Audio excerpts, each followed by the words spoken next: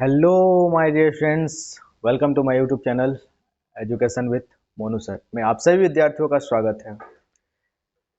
तो आज हम 10th क्लास के विद्यार्थियों के लिए एक नया सा टॉपिक का बेसिक शुरू करने वाले हैं, जो कि है जिसका नाम है जिसका नाम है पृष्ठीय क्षेत्रफल और आयतन। यहाँ से बोर्ड में बच्चों को करीब करीब 12 से 15 अंक सवाल पूछा जाता है। 12 अंक से लेकर 15 अंक के बीच में सवाल पूछा जाता है। तो हम उम्मीद करेंगे आप सभी विद्यार्थी अच्छे से इस वीडियो को देखेंगे ताकि आप 12 से 15 अंक प्राप्त कर सकें। तो चलिए शुरू करते हैं।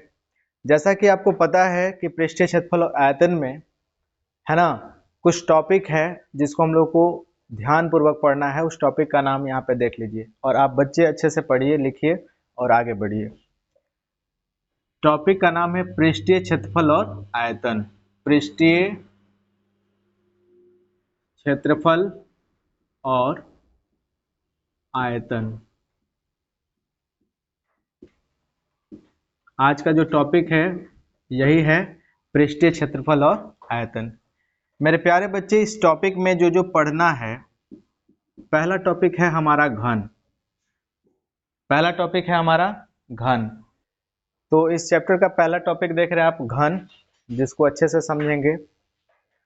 दूसरा टॉपिक होगा हमारा घनाभ। तीसरा टॉपिक होगा बेलन। चौथा टॉपिक होगा शंकु। पांचवा टॉपिक होगा गोला। छठा टॉपिक होगा अर्धगोला। सातवां टॉपिक होगा शंकु का छिन्नक। ये 8 टॉपिक पे हम बात करेंगे जहां से सवाल एग्जाम में ऑब्जेक्टिव और सब्जेक्टिव पूछा जाता है। तो चलिए आज का क्लास शुरू करते हैं। हम लोग शुरू करेंगे सबसे पहले हम लोग शुरू करेंगे घन को। सबसे पहले हम लोग देखेंगे किसको? घन को। तो मेरे प्यारे बच्चे, आप सभी को पता होगा कि घन जो होता है वर्गाकार होता है। घन जो होता है वर्गाकार होता है, यानी कहने का ये मतलब है जिस प्रकार से वर्ग की भुजाएं आपस में बराबर होती है, ठीक उसी प्रकार से घन की भी भुजा आपस में बराबर होती है। तो जरा देखें घन कैसा होता है। तो वर्ग के आकार का होता है। वर्गाकार कहने का मतलब है वर्ग के आकार। ये हमारा वर्ग है। वर्ग किसे कहते हैं भाई? तो जिसकी चारों भुजाएं आपस में बराबर हो। वर्ग किसे कहते हैं? जिसकी चारों भुजाएं आपस में बराबर हो। तो यहां से जब भी घन बनाते हैं तो पहले वर्ग बना लें, फिर सेंटर से नीचे, इधर, फिर इधर, फिर इधर, फिर यहां से इसको मिला दें, फिर यहां से इसको मिलाएं, यहां से इसको मिला और यहां से इसको मिलाएं। ये जो आपका फिगर दिख रहा है, ये बच्चे आपका घन का फिगर है। और घन, जैसा कि आप जानते हैं कि घन वर्गाकार होता है। घन में प्रत्येक भुजा आपस में क्या होती है? बराबर होती है। घन की प्रत्येक भुजा आपस में बराबर होती है। तो यहाँ पे नोट 1 लिखेंगे। नोट 1, घन वर्गाकार होता है। नोट 2, घन की प्रत्येक भुजा आपस में बराबर होती है।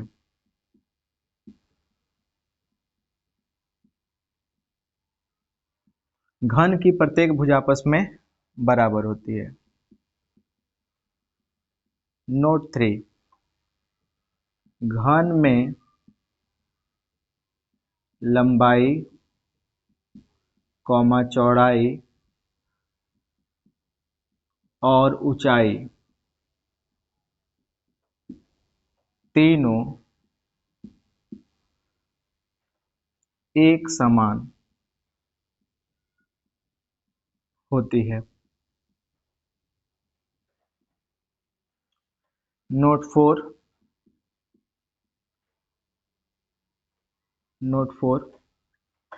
घन का आयतन बराबर होता है AQ। नोट 5 घन का आयतन AQ, घन का कुल पृष्ठ क्षेत्रफल 6a² होता है। नोट 6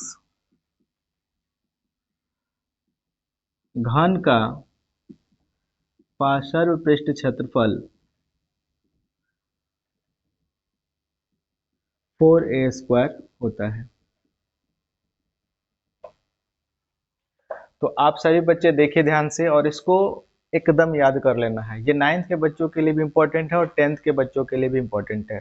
9th में भी ये सिलेबस में है पृष्ठीय क्षेत्रफल और आयतन, और 10th के बच्चों में के लिए भी है, ये पढ़ना है, जहाँ से 12 से 15 अंक के सवाल पूछे जाते हैं। जैसा कि आप देख सकते हैं कि घन वर्गाकार होता है, घन की प्रत्येक भुजा आपस में बराबर होती है, घन में जो लंबाई होता है, चौड़ाई होता है और ऊंचाई होता है वो सब एक समान होता है। घन का जो आयतन होता है सूत्र AQ होता है। AQ का मतलब क्या होता है? A का मतलब भुजा होता है, A का मतलब भुजा होता है, भुजा का Q। घन का कुल पृष्ठीय क्षेत्रफल होता है 6a², और घन का जो पार्श्व पृष्ठ क्षेत्रफल होता है 4a²। तो चलिए इन सारे यानी घन के आयतन से बेस्ड, घन के कुल पृष्ठीय से क्षेत्रफल से बेस्ड और घन के पार्श्व पृष्ठ क्षेत्रफल से बेस्ड क्वेश्चन को देखते हैं। तो इसके आगे घन में क्या है भाई? तो घन का जो उदाहरण होगा वो पासा होगा। पासा आप लोग देखे होंगे। पासा घन की आकृति की होती है और उसमें जब आप देखेंगे तो फलकों की जो संख्या होती है, उसमें कुल फलकों की जो संख्या होती है वो 6 होती है। फलकों की कुल संख्या कितनी होती है? 6 होती है। और घन में कुल किनारों की जो संख्या होती है वो 12 होती है। घन में कुल किनारों की संख्या कितनी होती है? 12। और फलकों की संख्या कितनी होती है? तो 6। अगर बात कोना का करें, बात शीर्ष का करें, शीर्ष या कोना या कोर तीनों एक ही चीज है, तो घन के शीर्षों की संख्या जो होती है वो 8 होती है। पूछेगा कि घन में शीर्षों की संख्या बताइए कितनी होती है, तो 8 होती है। घन में कोरों की संख्या कितनी होती है, तो 8 होती है ना? या घन में कोनों की संख्या कितनी होती है, तो 8 होती है। तो चलिए बच्चे लिखते हैं आगे। नोट 7 घन में कुल फलकों या सतहों की संख्या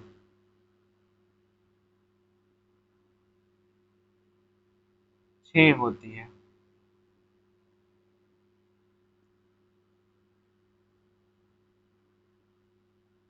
घन में कुल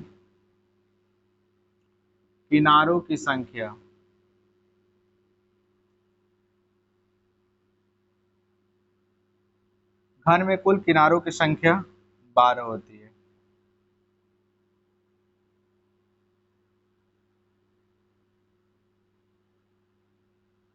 घन में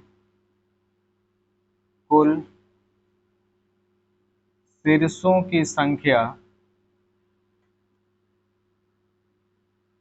घन में कुल शीर्षों की संख्या 8 होती है।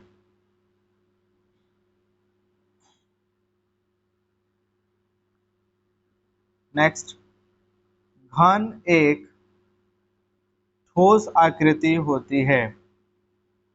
घन एक ठोस आकृति होती है। तो जो भी ये फॉर्मूलाज दिख रहे हैं आपको, बेस दिख रहे हैं, इस पर बेस्ड क्वेश्चंस को चलिए देखते हैं कि कैसे सॉल्व होगा क्वेश्चन। नेक्स्ट, घन का विकर्ण। घन का विकर्ण घन का विकर्ण a√3 होता है। घन का विकर्ण a√3 होता है। तो इस पर बेस्ड क्वेश्चन को देखते हैं विद्यार्थी। एक क्वेश्चन लेते हैं, 6 सेंटीमीटर भुजा वाले 6 सेंटीमीटर भुजा वाले एक घन का विकर्ण क्षेत्रफल और आयतन बताएं। तो विद्यार्थी सबसे पहला काम एक चीज समझिएगा, इसमें जो इम्पोर्टेंट बात है, विशेष ध्यान देने वाली जो बात है वो ये है, यदि क्वेश्चन आपका सेंटीमीटर में हो, यदि आपका क्वेश्चन सेंटीमीटर में हो और आपसे पूछा जाए क्षेत्रफल, तो आपको उत्तर के रूप में सेंटीमीटर स्क्वायर लिखना है। जरा ध्यान देंगे यहाँ पे, अगर आपसे क्षेत्रफल पूछा जाए और क्वेश्चन सेंटीमीटर में दिया गया हो तो उत्तर के रूप में जो आप लिखेंगे बच्चे, सेंटीमीटर स्क्वायर लिखेंगे। अगर आपसे आयतन पूछा जाए, अगर आपसे आयतन पूछा जाए और क्वेश्चन सेंटीमीटर में दिया गया हो तो उत्तर के रूप में सेंटीमीटर क्यूब लिखेंगे। अगर आपसे विकर्ण पूछा गया हो, तो विकर्ण पूछा गया हो बच्चे, तो विकर्ण का जो जवाब होगा, यदि क्वेश्चन सेंटीमीटर में है तो उत्तर भी सेंटीमीटर में होगा, क्वेश्चन मीटर में है तो उत्तर भी मीटर में होगा। तो चलिए इस क्वेश्चन को सॉल्व करते हैं। सवाल बोल रहा है कि 6 सेंटीमीटर भुजा वाले एक घन का विकर्ण क्षेत्रफल और आयतन बताएं। तो सबसे पहले विद्यार्थी आप ध्यान रखेंगे कि जो दिया गया है उसको पहले लिखेंगे। हम तो शुरू से लेकर अभी तक समांतर श्रेणी वाले वीडियो में बताते आए हैं और इस वाले वीडियो में बता रहे हैं कि पहले क्वेश्चन बनाना है तो पहले क्वेश्चन को समझिए। जब तक आप क्वेश्चन नहीं समझेंगे सॉल्व नहीं कर पाएंगे। तो पहले आप क्वेश्चन समझिए, दिया क्या गया है उसको लिखिए, पहले दिया जो है उसको लिखना है। तो चलिए लिखते हैं। कह रहा है कि 6 सेंटीमीटर भुजा वाले एक घन का, किसका बोल रहा है बच्चे? घन का। तो यहाँ लिखेंगे कि घन का एक भुजा, घन का एक भुजा बराबर 6 सेंटीमीटर, घन की एक भुजा बराबर 6 सेंटीमीटर। अब इस घन का क्या निकालना है बच्चे? विकर्ण ज्ञात करना है। तो घन का विकर्ण बराबर, घन का विकर्ण बराबर, आप सभी विद्यार्थियों को घन का विकर्ण का सूत्र मालूम होगा, क्या होता है? a√3, a√3। तो हमारे प्यारे विद्यार्थी एक बात समझेंगे, जो यहाँ पर a है और जो √3 है, ये दोनों आपस में किस फॉर्म में है? तो गुना के फॉर्म में है। किस फॉर्म में है? गुना के फॉर्म में है। तो मेरे प्यारे बच्चे, a मतलब होता है भुजा, a का मतलब क्या होता है? भुजा। तो जो a का वैल्यू दिया है वो कितना दिया है? 6 सेंटीमीटर। तो इसके नीचे लिख लेंगे 6 सेंटीमीटर। अब गुना लिखेंगे, √3 है तो √3, यानी उत्तर जो बन के निकलेगा वो क्या निकलेगा? 6√3 सेंटीमीटर। ठीक है। आगे बोल रहा है क्षेत्रफल। आगे क्या बोल रहा है? क्षेत्रफल निकालने के लिए। तो जो घन का क्षेत्रफल होता है, घन का जो क्षेत्रफल होता है वो क्या होता है? अगर यहाँ पे घन का केवल क्षेत्रफल बोले तो आपको ये समझना है कि कुल बोल रहा है, कुल क्षेत्रफल का बात कर रहा है। अगर कुछ ना बोला जाए तो इसका मतलब ये समझिएगा कि कुल का बात कर रहा है, यानी कि घन का जो क्षेत्रफल होगा या कुल क्षेत्रफल जो होगा 6a² होगा। तो 6 इंटू ए मतलब भुजा, भुजा का वैल्यू कितना है? 6 है और फिर 6 है, तो 6 छक्का 36, 36 छक्का 216। अब यहाँ पे क्वेश्चन हमारा सेंटीमीटर के फॉर्मेट में है तो उत्तर हमारा सेंटीमीटर स्क्वायर के फॉर्मेट में जाएगा।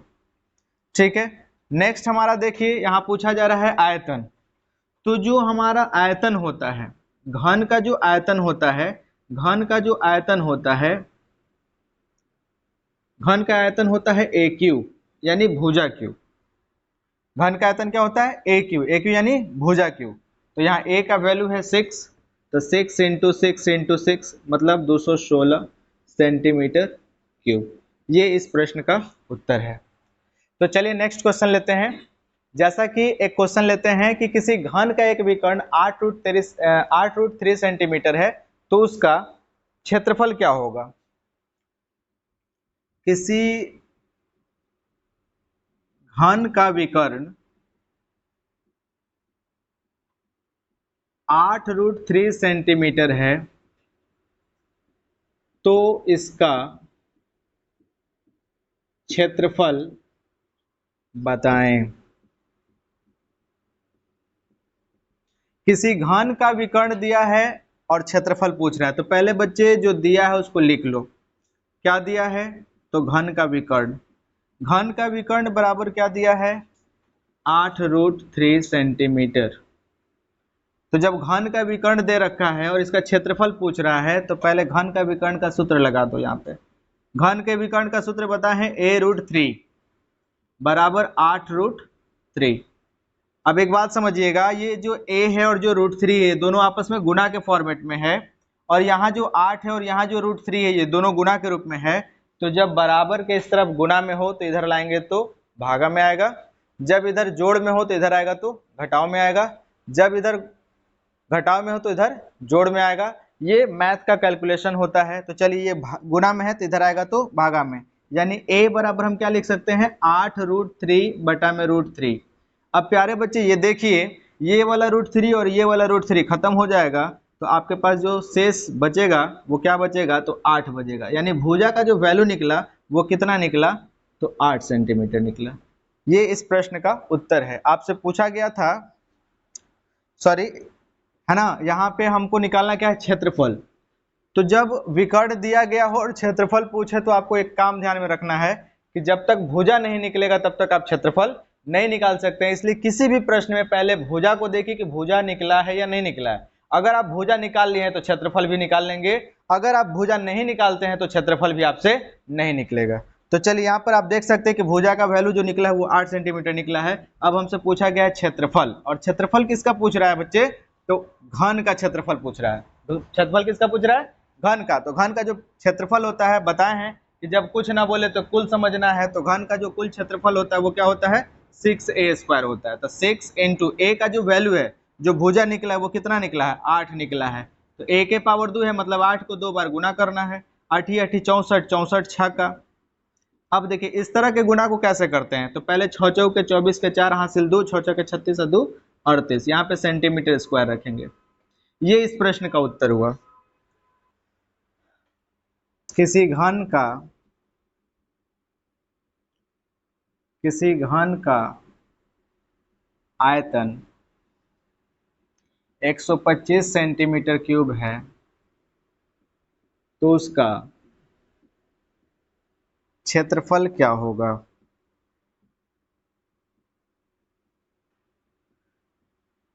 मेरे प्यारे बच्चे एक बात समझिएगा थोड़ा सा, इस प्रश्न में क्या दिया गया है? तो आयतन दिया गया है।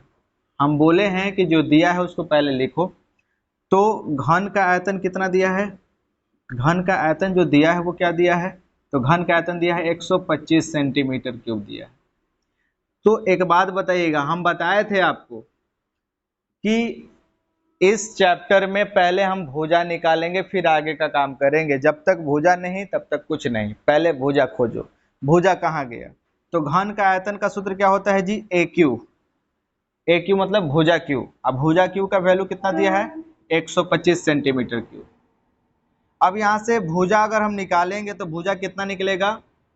तो 5 सेंटीमीटर निकलेगा। बहुत सारे बच्चों को ये नहीं समझ में आता कहाँ से आ गया। तो चलिए इधर देख लीजिए, 125 का फैक्टर करेंगे मेरे प्यारे बच्चे। 5 से 5 दूनी 10, 50 25, 50 25, 5 एकम 5।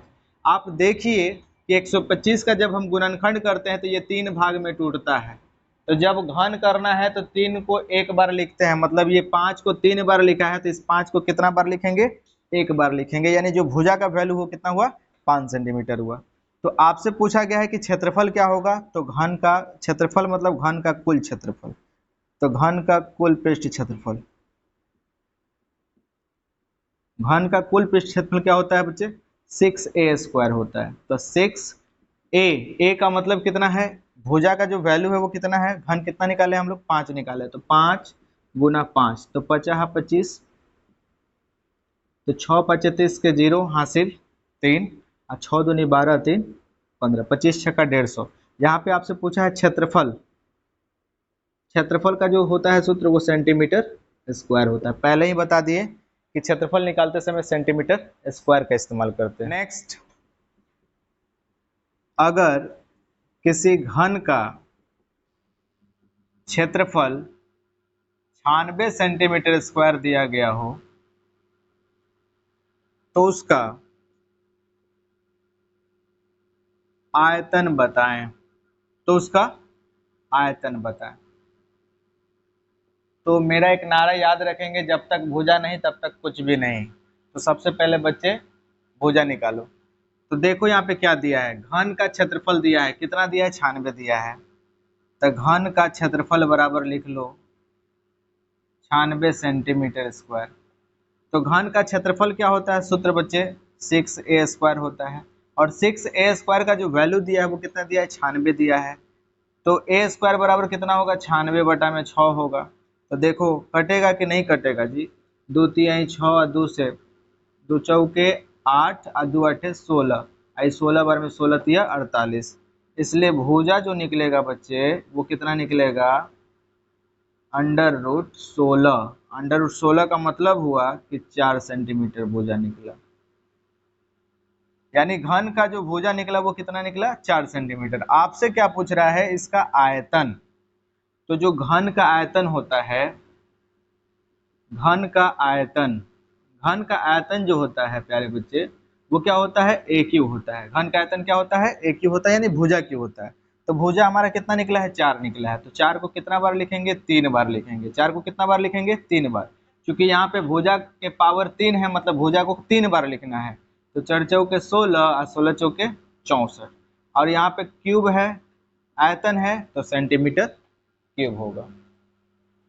चलिए तो नेक्स्ट टॉपिक देखते हैं, घनाभ।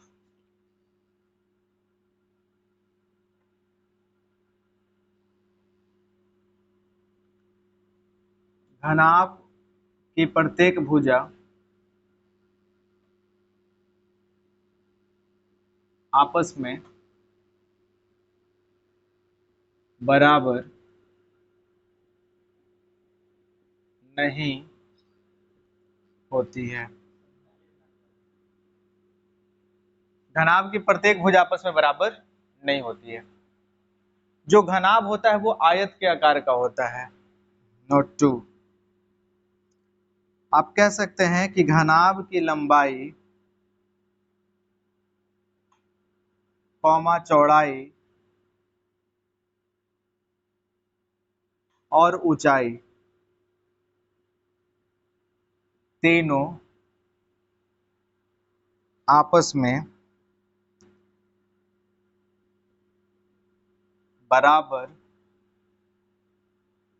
नहीं होती है। घनाभ की लंबाई चौड़ाई और ऊंचाई तीनों आपस में बराबर नहीं होती है। घनाभ एक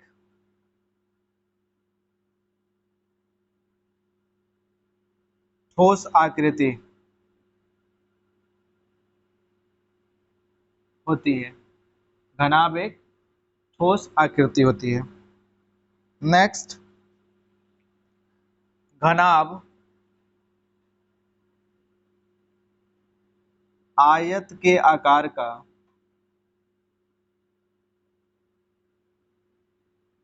होता है। घनाभ आयत के आकार का होता है। घनाभ का आयतन, घनाभ का आयतन L गुना B गुना H होता है। घनाभ का कुल पृष्ठ क्षेत्रफल 2 इंटू LB जोड़ BH जोड़ HL होता है। नेक्स्ट, घनाभ का पृष्ठ क्षेत्रफल 2 into L plus B into H होता है। तो बच्चे घन के बाद हम लोग घनाभ को देख रहे हैं। तो घनाभ होता क्या है, तो घनाभ आयत के आकार का होता है। घनाभ में प्रत्येक भुजा आपस में बराबर नहीं होती है। घनाभ की लंबाई, चौड़ाई और ऊंचाई तीनों अलग अलग होती है। आप जिस कमरे में रहते हैं बच्चे, वो एक घनाभ की आकृति का रूप होता है। घनाभ में जो कोना का संख्या होता है वो 12 होता है। घनाभ के अंदर जो हमारा सतह होता है वो 6 होता है। सतहों की संख्या कितनी होती है? 6 होती है। ठीक है। और आगे है कि घनाभ का जो कुल पृष्ठीय क्षेत्रफल होता है, जो कि काफी महत्वपूर्ण है, घनाभ का कुल पृष्ठीय क्षेत्रफल होता है 2 इंटू LB जोड़ BH जोड़ HL होता है। घनाभ का जो पृष्ठ क्षेत्रफल होता है वो क्या होता है? 2 into L plus B into H होता है। और घनाभ का जो आयतन होता है L गुना B गुना H होता है। तो चलिए हम लोग घनाभ से रिलेटेड जो क्वेश्चन है, जो फॉर्मूला है, फॉर्मूला से रिलेटेड क्वेश्चन को देखते हैं। एक और फॉर्मूला लिख लीजिए कि घनाभ का विकर्ण क्या होता है। तो घनाभ का जो विकर्ण होता है, इससे भी क्वेश्चन एग्जाम में बहुतों पूछा जाता है। घनाभ का जो विकर्ण होता है बच्चे, वो क्या होता है? Under root L square B square H square, under root L square B square H square होता है। तो चलिए घनाभ से रिलेटेड एक क्वेश्चन को देखते हैं। तो चलिए बच्चे एक प्रश्न को लेते हैं। प्रश्न ये कहता है कि किसी घनाभ का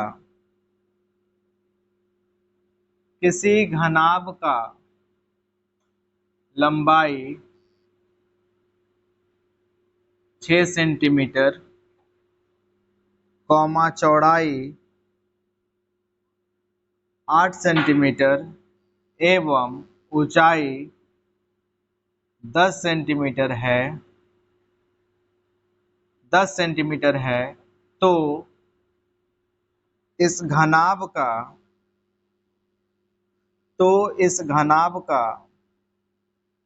विकर्ण, क्षेत्रफल और आयतन क्या होगा? तो फिर से वही कहानी, जब तक आपको भुजा नहीं पता होगा तब तक आएगा, कहानी नहीं बनेगा। तो इसमें देखते हैं भुजा का आवश्यकता है या भी नहीं। तो कह रहा है कि किसी घनाभ का लंबाई दिया है 6 सेंटीमीटर, चौड़ाई दिया है 8 सेंटीमीटर, ऊंचाई दिया है 10 सेंटीमीटर। तो प्यारे विद्यार्थी, जब भी बनाने चलिए तो पहले जो दिया है उसको लिख लो, काम आसान होता है। काम आसान करना है तो पहले जो दिया है उसको लिख लीजिए बच्चे। तो क्या दिया है? घनाभ की लंबाई दिया है, तो लिखेंगे घनाभ की लंबाई बराबर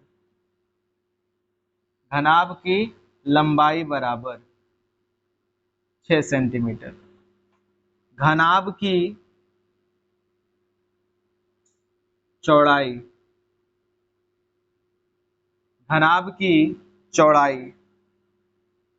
बराबर 8 सेंटीमीटर एवं घनाभ की ऊंचाई 10 सेंटीमीटर। तो आपसे पूछा क्या गया? घनाभ का विकर्ण। तो घनाभ का विकर्ण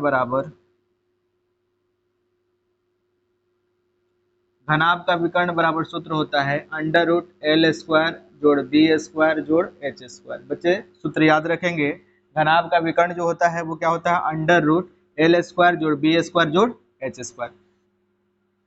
चलिए तो वैल्यू को पुट करते हैं। थोड़ा सा हम लोग ऊपर ले लें। L का जो वैल्यू है वो 6 है, B का जो वैल्यू है वो 8 है और H का जो वैल्यू है वो 10 है। तो 6 छक्का 36, 8 8 64 और 10 दहिया 100। तो सारा जोड़ेंगे तो कितना होगा? तो 100 रुपये यहाँ होगा, 100 रुपये यहाँ होगा, यानी मिलके कितना होगा? 200। 64 और 6 70, 70 और 30 100 और 100 200। अब इसको हम जब रूट से बाहर करेंगे तो इसको फैक्टर करना होगा, फैक्टर यानी गुणनखंड करना होगा। तो गुणनखंड कैसे होगा? 100 दूनी 200, 50 दूनी 100, 25 दूनी 50, 50 25 अब 5 एकम 5। इसका जोड़ा है, इसका जोड़ा है, इसका जोड़ा नहीं है। तो जिसका जोड़ा है रूट से बाहर और जिसका जोड़ा नहीं है रूट के अंदर, यानी क्या होगा? 5 दूनी 10 रूट 2। आपसे पूछा क्या गया है? विकर्ण। तो विकर्ण पूछेगा तो सेंटीमीटर में आंसर होगा। क्वेश्चन यदि सेंटीमीटर में है तो आंसर भी सेंटीमीटर में होगा। तो जो विकर्ण होगा इसका बच्चे 10√2 सेंटीमीटर होगा। इसके बाद घनाभ का क्षेत्रफल पूछा जा रहा है। तो घनाभ का जो क्षेत्रफल होता है, घनाभ का जो क्षेत्रफल होता है बच्चे क्या होता है, 2 इंटू LB जोड़ BH जोड़ HL होता है। तो 2 इंटू L का मतलब लंबाई, लेंथ कितना है, 6 है, चौड़ाई 8 है, फिर चौड़ाई 8 है, ऊंचाई 10 है, फिर ऊंचाई 10 है और लंबाई 6 है। तो 2 पहले गुना करेंगे, 8 छक 48, 10 बटे 80, 10 छक्का 60। तो 2 गुना कर देंगे, सबको जोड़ देंगे, 8 6 8 14, 14 4 18। सही है, 8 6 8 14, 14 4 18। 2 8 16 के 6 हासिल 1, 2 8 16, 1 17 के साथ हासिल 1, 2 एकम 2 1 3। ये क्षेत्रफल पूछा है तो सेंटीमीटर स्क्वायर होगा। आगे है घनाभ का आयतन क्या होगा। तो घनाभ का जो आयतन होता है, घनाभ का आयतन, घनाभ का आयतन क्या होता है, L गुना B गुना H। तो L है हमारा 6 सेंटीमीटर, B है हमारा 8 सेंटीमीटर और H है हमारा 10 सेंटीमीटर। सबको गुना करा दीजिए, 10 बटे 80, 10 बटे 80 और 8 छक 48 यानी 480 सेंटीमीटर क्यूब होगा। तो आप सभी विद्यार्थी घन और घनाभ में के बारे में समझ चुके होंगे। अगर मेरे पढ़ाने का अंदाज आपको अच्छा लगता होगा तो please comment, share and subscribe करना न भूलें। ध्यान दें विद्यार्थी, और अधिक से अधिक अपने प्यारे दोस्तों के साथ साझा करें, शेयर करें। धन्यवाद।